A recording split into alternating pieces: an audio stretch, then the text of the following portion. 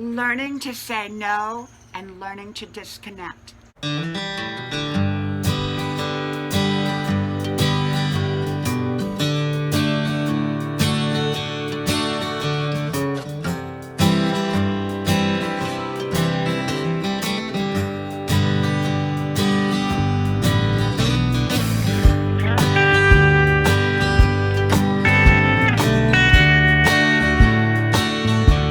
Learning to disconnect. Hello, you all. I'm Diana Brienne, and we are having a slightly rainy day today. Let me show you. And yet it's beautiful, beautiful, beautiful. So, when we should disconnect, I got to thinking today about disconnecting in life. You know, there are times that I believe that it's important to disconnect from the negativity that we can disconnect from. You know, some people hitch their train car, so to speak, up to a train that's ready for a train wreck. And I believe in unhitching and disconnecting. Otherwise, we can end up in a situation that we don't want to. If we are involved in relationships that we should not be involved in, very negative relationships, relationships that have a lot of chaos, confusion, that's negative. I believe that often there are times that people need to disconnect from those relationships. For me personally, I disconnect a lot in life because I realize that not all situations are in my best interest. And some situations I don't even belong in, even though they may not even be a bad situation. It's just not part of my destiny. It's not part of my divine plan. It's not where I need to be.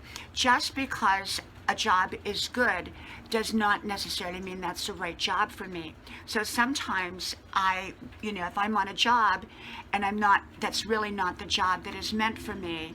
It's not a job where I'm happy. It's not a job where I'm productive. Even though maybe it's not a bad job, sometimes in the right way, I would need to disconnect.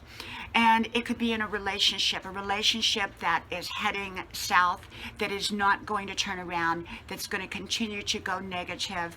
Sometimes, and for me personally, I would have to disconnect. It all depends. It depends on the relationship, the significance, and I always try to disconnect in the right way, always a positive way, if at all possible.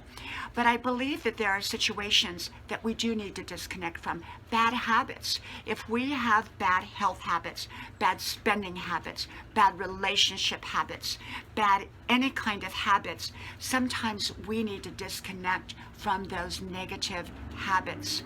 And if we're spending money and we're constantly out there spending money that we don't have, I believe in disconnecting from that negative habit of spending money we don't have. And I believe in disconnecting from bad health habits. I believe in disconnecting from relationships that are negative or going in a direction that I don't want to go in. And so I disconnect. When I disconnect, I try to disconnect thoughtfully, and I try to do it in the right way. And yet I disconnect. I believe that there's times in life that we need to disconnect. I also believe that one of the most important words in the dictionary is the word no. It may end up being the most important word in the dictionary. I believe that there are things in life that we have to say no to. And I love saying yes, but most often I say yes to far fewer things and situations in life than I do saying no. I say no more than I say yes, so that my yeses, so that I have room for the right yeses in my life. I don't say yes to everything, because if I did, I would crowd my life up with a lot of things that don't belong in my life. So for me, probably no is the most powerful word for me, and it also is probably the most important word for me, is to be able to say no to what's not right for my life, and then I can say yes to what is. I find that there are far fewer situations to say yes to than there are to say no to, because many things in life, most things in life, don't belong in my life, whereas a few things do, a few are the very right things. So I know when to say yes, and I know when to say no, and I know when to disconnect. From my house to yours, may God bless you, and I hope to talk to you all soon again. Bye-bye.